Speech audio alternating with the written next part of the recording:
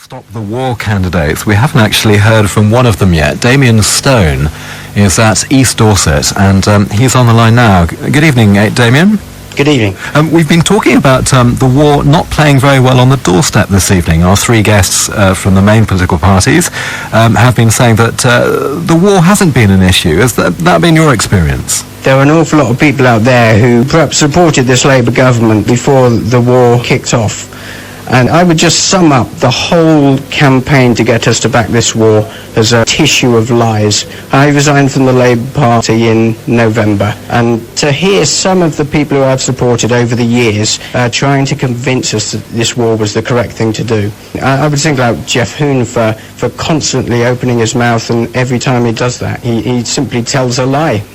He said the other day that Saddam Hussein was ready to use his chemical weapons, and that the only reason he didn't is because we knocked out his communications early. Okay, well, you've had a platform, obviously, standing as a candidate to say some of these things, but the experience, I think, up and down the country has been that it hasn't played so well. I don't know whether you blame the course of the war for that.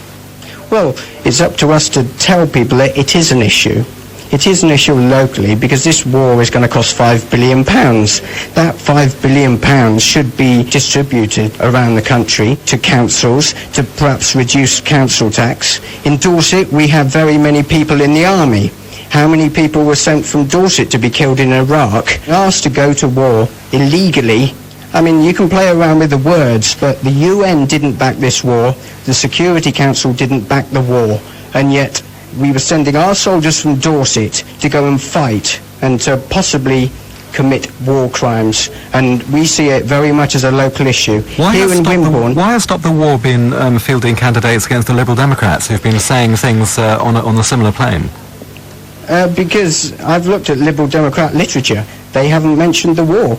It's very obvious what we're about, telling the people in this country that we have politicians who are going to lie to you. We are against this war. We're not going to play politics with it. If you want to vote for us, do that, and hopefully we'll make the government think and realise that it can't publish things like a fake dossier and expect to be taken seriously when it says what it's going to do for local councils. Damien, thank you very much indeed. Nice to talk to you. Damien Stone at East Dorset. Sheila, you were saying that the Liberal Democrats haven't been mentioning the war deliberately because it's not a local issue.